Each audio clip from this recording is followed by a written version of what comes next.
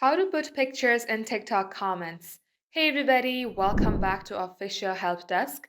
In today's video, I'm going to show you how you can put pictures in TikTok comments. So without any further ado, let us jump right into the process. Head over to your TikTok app and make sure that you are logged into your specific TikTok account. Now let's go ahead and find any post to put on the picture. Tap on comment icon.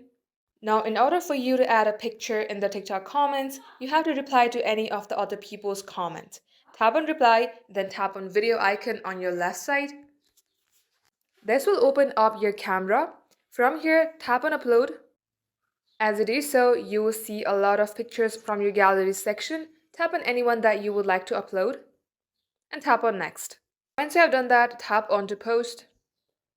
And once your post has been uploaded, tap onto it, and just like so, this is how you can do it.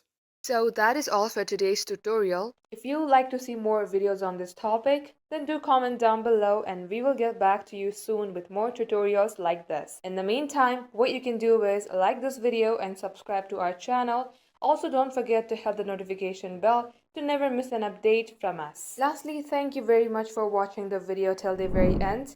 We will catch you up in our next upload.